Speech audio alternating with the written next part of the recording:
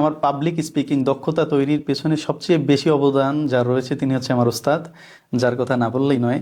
আমি যখন ছাত্র বয়সেই হিফজ পড়ি, আমার মনে আছে এখন, আমি তখন 5-6 পারা হিফজ হয়েছে, তার মানে ছোট একেবারে। তা আমার উস্তাদ উনি আমাকে সর্বপ্রথম বললেন যে আমার মসজিদে তুমি নামাজ পড়ো।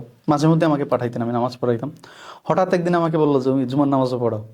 তা আমি তো হতভম্ব, কিভাবে কি করব, জুমার নামাজ আমি জীবনে মানুষের সামনে কথা বলিনি। আমার উস্তাদের যেহেতু অর্ডার, আদেশ দিল, আমি চলে গেলাম আল্লাহর উপর ভরসা করে।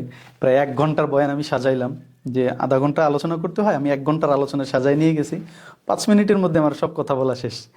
এখন আমি তখন কি বলবো এখানে, আমার হাতে খুতবার বই ছিল, আমি পুরো এক এক পৃষ্ঠা করে শুধু খুতবার তর্জমা পড়তেছি।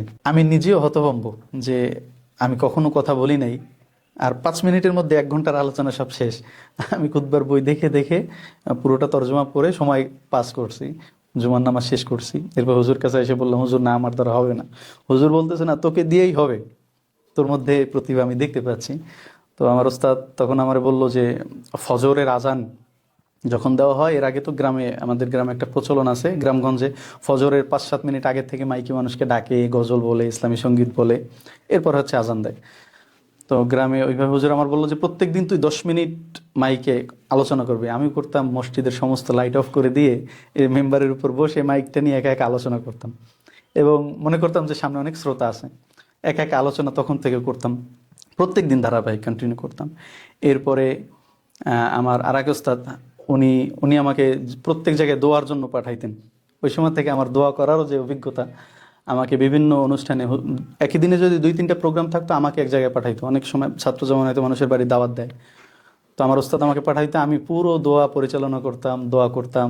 আমার প্রতি তাদের একটা আস্থা ছিল অন্যরকম। তারই ধারাবাহিকতা আস্তে আস্তে ধীরে ধীরে যখন সামনে আগাচ্ছিলাম, আল্লাহ আস্তে আস্তে এক একটার পর একটা দরজা খুলতেছেন আমার জন্য। আলহামদুলিল্লাহ, আল্লাহ মাদ্রাসা করার মতনও তৌফিক দিয়েছেন ঢাকায়।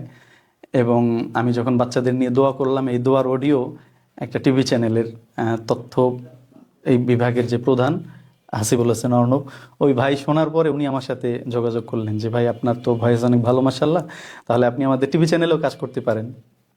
তো তার আমন্ত্রণে আমি নিউজ 21 টেলিভিশনে রমজানে তেলাওয়াতের সুযোগ পাই। আমি পুরো রমজান মাস জুড়ে প্রত্যেকদিন এক এক পারা করে টিভি চ্যানেলে তেলাওয়াত দিলাম। এবং ইসলামিক প্রোগ্রাম যেটা আমাকে ওই দায়িত্ব দেওয়া হলো, আমি ইসলামিক হোস্ট হিসাবে, ইসলামিক উপস্থাপক হিসাবে বেশ কিছুদিন, প্রায় 2 বছর ওই টিভি চ্যানেলে কাজ করলাম। এরপরে বর্তমানে সকাল টেলিভিশনে সুযোগ পেয়েছি, ওইখানেও ইসলামিক হোস্ট হিসাবে আছি আলহামদুলিল্লাহ। তো ওই জিরো থেকে নিয়ে আস্তে আস্তে এই পর্যায়ে, এবং এখন মানুষের সামনেও বিভিন্ন মাঠে ময়দানে কথা আলোচনা করার যে তৌফিক আল্লাহ দিয়েছেন, এটা আমি মনে করি যে আমার ওস্তাদ যদি ওই সময় আমাকে অভয় না দিত, আমাকে যদি সামনে ঠেলে না দিত, এটা আমার জন্য একটু কষ্টসাধ্য হয়ে যেত। কারণ আমি নিজে দেখেছি অনেক মানুষ বড় বড় ডিগ্রিওয়ালা মানুষের সামনে কথা বলতে পারে না। তো আস্তে আস্তে এভাবে করেই এই মানুষ পাবলিক মানুষের সামনে যে কথা বলা এবং টিভি চ্যানেলেও প্রোগ্রামগুলো পরিচালনার যে একটা দক্ষতা, এটা আস্তে আস্তে আমার শুরু হয়েছে ওইখান থেকেই।